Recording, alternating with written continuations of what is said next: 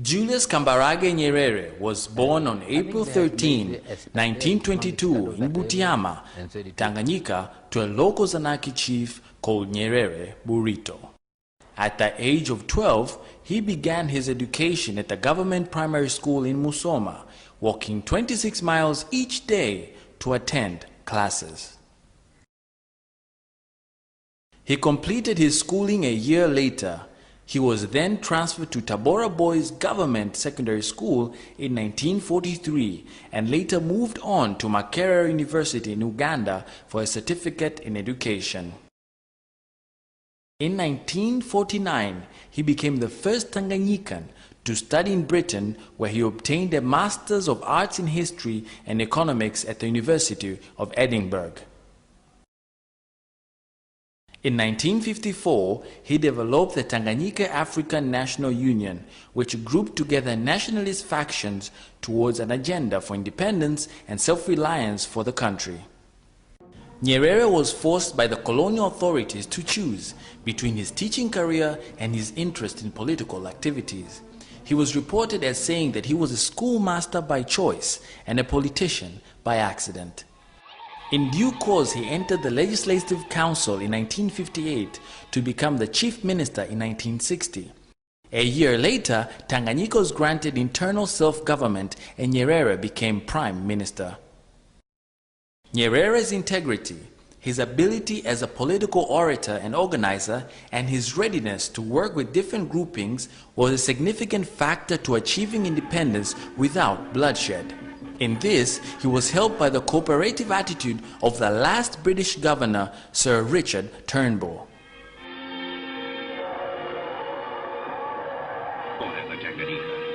God Save the Queen would be replaced by God Bless Africa.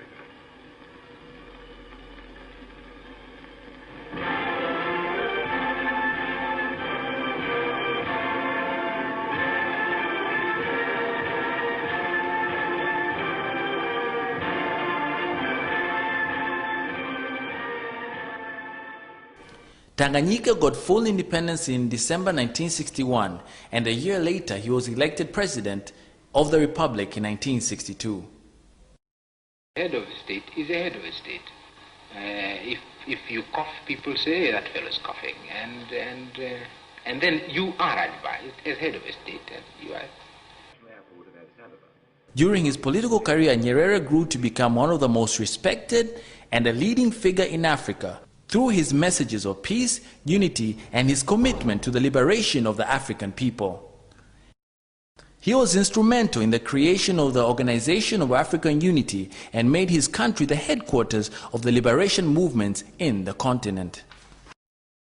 Nyerere believed in the gradual approach of the African unity through regional blocs. He was so determined to build the East African Federation that he offered to delay the independence of Tanganyika so that the three East African countries, Kenya, Uganda, and Tanganyika, would attain independence on the same day as a collective entity in order to unite under one government. Unfortunately, the leaders in the other two countries did not reciprocate his feelings. Nyerere never gave up. In 1964, he engineered the Union of Tanganyika and Zanzibar, the first such union of independent countries on the African continent, and he remained committed to the goal of African unity on a continental scale until his last days. The East Africa Community was founded in 1967 as an economic association of East African countries. It began with a declaration of intent between Kenya, Tanzania, and Uganda to improve trade, communications, and economic development. Due to political differences and foreign interference, the community broke in 1977. However, a new East African community, which includes Tanzania, Kenya, and Uganda, was officially relaunched in 1999 in Tanzania's northern town of Arusha. A few years later, Burundi and Rwanda also joined. As president, Nyerere had to steer a difficult course. By the late 1970s, Tanzania was one of the world's poorest countries. Like many others, it was suffering from a severe foreign debt, a decrease in foreign aid. the emerging of classes of the haves and the poor concerned him. Instead of leaders becoming servants, they developed the appetite for wealth. This led to Nyerere to come with a new policy to correct the growing gap.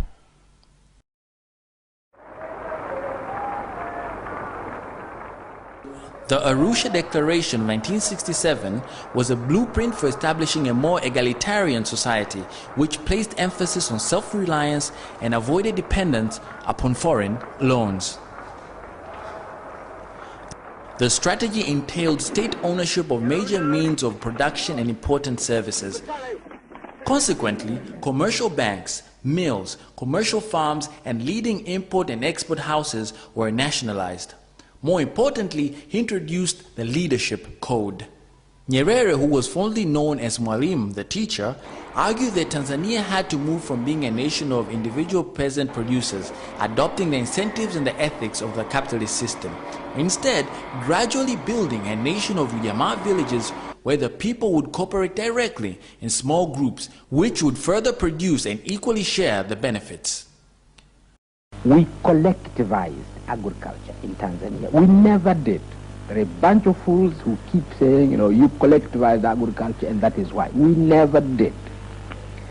And the Arusha Declaration states very clearly that if you are going to build socialism, it has to be voluntary. And we define a Ujamaa village, we say it's a village where people live together, work together for the common good. They cannot live together, work together for the common good if you are going to force them. They won't work together. So that is the first thing. We have not tried to force collectivization. Never. There was never a movement of forcing people to put their farms together and work together. So you have to persuade. And since you are persuading people, we envisaged from the very beginning that it was going to take a long time. And it's a process, and it's a process. We can take you now to villages in Tanzania where there is complete collectivization. Complete. Voluntary and complete. And we can take you to areas, villages, most of them in Tanzania, where there is very little collectivization. Most of the peasants are still working on their own farms. Fine, we have no problem. What we want is to help the peasant on his plot, to produce the maximum, and we realize beyond that they will have to cooperate. They'll have to cooperate together. Julius Nyerere believed in the people-centered socialism. Humanness in its fullest sense rather than wealth creation must come first. Societies became better places through the development of people. The policy focus was on human development and self-reliance, which brought some success in key areas, notably in health, education, and political identity. He believed that for long the economy of Tanzania would depend on agriculture and animal husbandry as a means by which Tanzanians could live without depending on foreign assistance if they used their land properly. Land was the basis of human life, and all Tanzanians would use it as a valuable investment for future development. The government endeavored to see to it that it was being used for the benefit of the whole nation and not for the benefit of one individual or just a few people. It was the responsibility of the government and the cooperative societies to see to it that the people got the necessary tools, training, and leadership in modern methods of agriculture. To implement the policy of self-reliance effectively, the people had to be taught the meaning of self-reliance and its practice to become self-sufficient in food, shelter, and reliable social services. So we built our leader, deliberately we build up our leader, and he also becomes this symbol of the new order. This is a dilemma of this movement. Sometimes you build the leader to the extent that at the end, when you think you have become free, the fellow has become so powerful you don't know what to do with him. It's inevitable. We don't know how you do it. Then apart from this, from the fact that we build this actually during the movement itself, the traditions are such that power is understood in our own countries in terms of the individual. It used to be the chief, then it became the governor. Colonialism didn't help us very much in building institutions. It's only now that we are trying to build institutions, to institutionalize government, to make it collective. What is a cabinet to us? You talk traditionally the idea of a cabinet government. But my university professors here understand it. But what is the idea of a cabinet government to the population here? By the mid-1970s, the Tanzanian economy began to falter rapidly as a result of the rapid decline in exports and Tanzania's inability to import even the most basic commodities. Foreign aid decreased, with IMF imposing conditionalities and the increased demand to repay loans. The economy was affected adversely by the oil shocks of the 1970s, by drought, and the war against the dictatorship of Idi Amin in Uganda also hit the economy of Tanzania. The IMF is no longer being used for the purposes for which it was founded. It was founded at the end of the First World War by the developed countries, basically, frankly, by the United States and Britain. They are the founders, and until now, they are the controllers, quite frankly. They are the ones who have to decide what the organization is going to do. It was intended to be an instrument to avoid the economic problems that beset the developed world after in between the wars, after the First World War. That was their purpose. We were not there. India was not there. The so-called Third World was not there. That organized, the Bretton Woods instruments were never intended for the Third World. They were intended to deal with the problems of the First World. I think the difference between myself and some of my colleagues is that I say so. I'm saying so. The IMF, the conditions of the IMF as they are, they're very rough for the poor countries. And I'm saying they're enough. Of late, there is a new condition. And this is of late. It's not in the charter of the IMF. It's a new conditionality. It's the whispers more than whispers. If you don't have an agreement with the IMF, we will not give you aid. This is terrible. The IMF, I'm saying, has now abandoned the purpose for which it was established. It was not a conspiracy. The way it is being used against us is not a conspiracy in the sense that it was founded to deal with our problems. It never was founded to deal with our problems. But in the course of time, it was discovered that it's very useful. It's a very good instrument of controlling the economies of the Third World, of changing the policy, the direction of policies of the Third World countries. It's a good instrument that can be used. And this is what it's being used for now.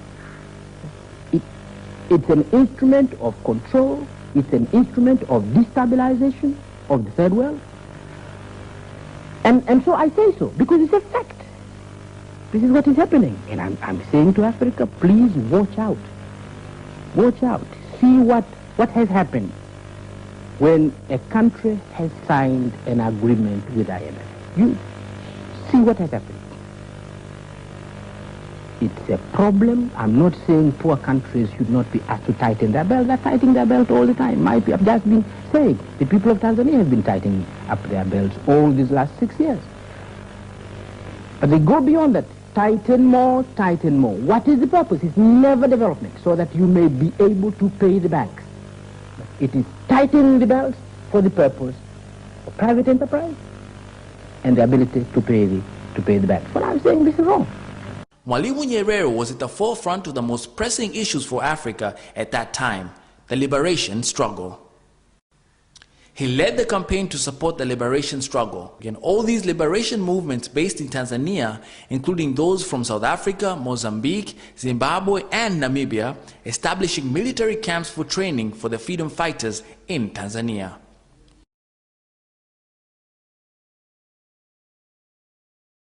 Apart from the political fight in the international arena, Tanzania was also host to hundreds of thousands of refugees from many of these countries, including the ethnic torn countries of Burundi and Rwanda. The assistance provided by Tanzania did not stop at giving refuge and the military training. Mwalimu also worked hard to bring the various factions of the liberation movements together, even before total independence. In South Africa, apartheid had taken a tight grip. Anti-apartheid leaders, Nelson Mandela among many more, were in prison. Those young leaders who emerged later, such as Steve Biko, were murdered. Tanzania led the struggle for dismantling of the apartheid and for the release of Nelson Mandela. The activist role of Nyerere played in advocating the welfare of Africans. He was invited to address the first post-apartheid parliament in South Africa after the regime was voted off by overwhelming votes. About Africa south of the Sahara. You are isolated from the centers of power. There is no internal problem, there is no internal urge in the United States or in Europe or in Japan to help Africa. None. And I think to some extent the age of imperialism has gone. So you could easily be forgotten.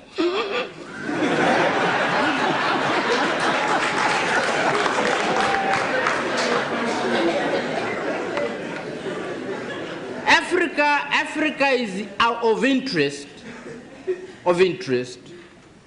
when we are killing one another. We arouse a lot of interest. If we want to appear in European on European television, we can cause more trouble somewhere.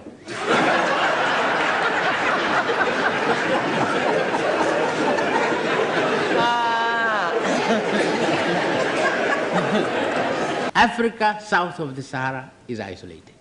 Africa south of the Sahara, in the world of today, is on its own. Totally on its own. Nyerere, as a man of integrity, was always ready to accept mistakes both in policy and in practice. To friends, I can admit, and we have made a number of mistakes. I think one of them I spoke about yesterday. Only yesterday I was speaking about one of them. We nationalized whatever industries we had. We have few industries in around 67 when we became independent, and around 67.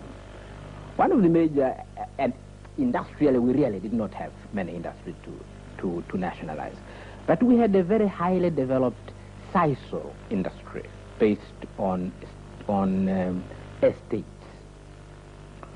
It was already beginning to run into some difficulty because of the world prices. The prices were going down. And we nationalized it. It was a mistake. It is quite clear it was a mistake. We did not have the management, the local management, to manage those farms. We nationalized some. We didn't nationalize all the farms. We nationalized some estates and left others, and this has proved the others which we left, which we did not nationalize, are doing much better than those we nationalized, although of course they had to function in the same economic situation in the world. And the basic problem was that we simply did not have sufficient management. The management was not well developed. In this case, we made a mistake. That's one mistake. It's one example of the type of mistake we made. I think also institutionally we made mistakes. We abolished the cooperative movement. I think we shouldn't have abolished the cooperative movement. Once again, centralization. Again, it was a mistake. To centralize, you need a lot of ability to be able to centralize. And it's better to commit the mistake of the people themselves with their little experience and continuously gaining their experience, running small cooperative unions. It's better to commit the mistake there than to run the risk of centralization. When you make a mistake there, the mistake is very serious.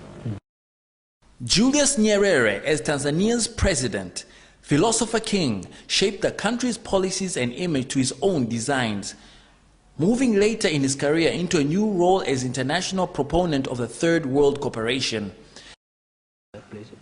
But I go out, and sometimes I get annoyed, but sometimes I don't get annoyed. Here I am, former president of my country, no problem in Tanzania. We've never had these problems that they have. But I'm an African, and they see me, and they ask me the problems of Rwanda. I say, but I don't come from Rwanda. But you come from Africa. What's the difference? But I don't meet everybody. I don't meet an Englishman somewhere. If Blair was to come to Dar es Salaam, I don't ask him what is happening in Bosnia. It never occurs to me. I should ask Blair, what is happening to you Europeans because of what is happening in Bosnia? If President Cole was to come somewhere, I don't ask him what is happening in Chechnya. Well, Cole could say, why are you asking me anything about Chechnya? I don't know what is happening in Chechnya. But this is not true about Africa. About Africa, Mr. President, you go, here you are, trying to build something which is a tremendous experience. But perhaps you are different, because sometimes they think South Africa is different. So perhaps they would say, but this is President Mandela, this is different, it's not...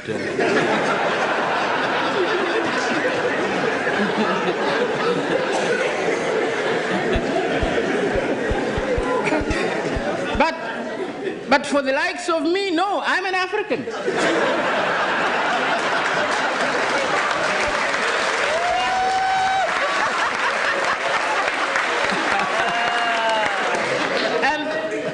And I say, sometimes I get irritated, but then I say, why? Why do I get irritated?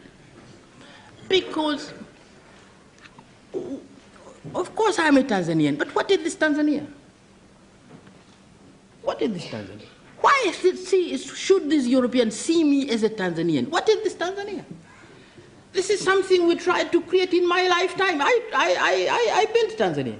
So what is this Tanzania? The Europeans are right. The North Americans are right to look at me as an African. As African countries became independent, several African leaders like Nyerere and Kwame Nkrumah joined the non-aligned movement. Originally, non-alignment simply meant not aligned with either of the military and ideological camps. If I go to Britain, I marvel at what has taken place. If I go to the United States, I'm overawed by the development there. If I go to China and see what they are doing, as that we can also do. That we can also do. Because it's primitive. You go into their factory, it's a primitive factory which has a roof, a leaking roof, and no cement floor, and they're producing glass there, they're producing other things. Which is, that we can do, at home. And many things like that. If you go and you find the way they're organizing their communes, they're using tradition in order to break tradition. You see, we can do that in Africa too, and many things like that. Africa has experience. If really Africa wants to be objective, China has experience, which is very relevant to what is taking place in Africa at present. This is not a good thing to say, with the others who see China as merely a threat and not some country from which we can learn. And then there are others China is doing. He sometimes led campaigns for world peace and nuclear disarmament while allying himself closely with distinguished leaders like Pierre Trudeau of Canada, Olof Palme of Sweden, Willy Brandt of Germany, and Terje Allende of Denmark. Nyerere met Prime Minister of Canada Pierre Trudeau, Queen Elizabeth of Britain, Australian Prime Minister and US President John Kennedy on bilateral and multilateral cooperation. The President of Tanganyika, President Nyerere.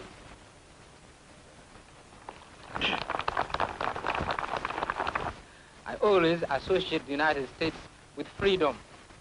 During those days when we were struggling for our freedom and having chosen the method of peace to achieve our freedom, I used to come almost annually to the United Nations organization to plead the cause of the freedom of my country. And every time I think of the United States, I think also of the freedom of my people. Nyerere stepped down as president and Ali Hassan Mwinyi took over the reins of power. Nevertheless, Nyerere continued to be an important political figure by retaining the position of chairperson of the ruling party Chama cha Mapinduzi, which had been formed in 1977 after the amalgamation of the Afro-Shiraz Party and TANU. The principles and values that Mwalimu Nyerere stood for still arouse deep interest within and between schools of thought a decade after his death. Nyerere humbly retired from active politics and moved back to his childhood home in the village of Butiama in western Tanzania. Of the many things this son of Africa will be remembered for was his humble, peace-loving, fight against corruption, crusader of justice, and non-believer in tribal or ethnic sentiments. Nyerere traveled more widely after retiring than he did when he was president of Tanzania. He was tasked to mediate the conflict in the countries of the Great Lakes, Rwanda and Burundi, and also DRC. He passed on the duty of mediating the Burundi peace crisis to Nelson Mandela, partly due to deteriorating health. He died in a London hospital of leukemia on October 14, 1999. Tanzanians and the world mourned the death of this great son of Africa. He was given a well-deserving send-off. Julius Nyerere has left a rich legacy, still loved by his people and by many others all over.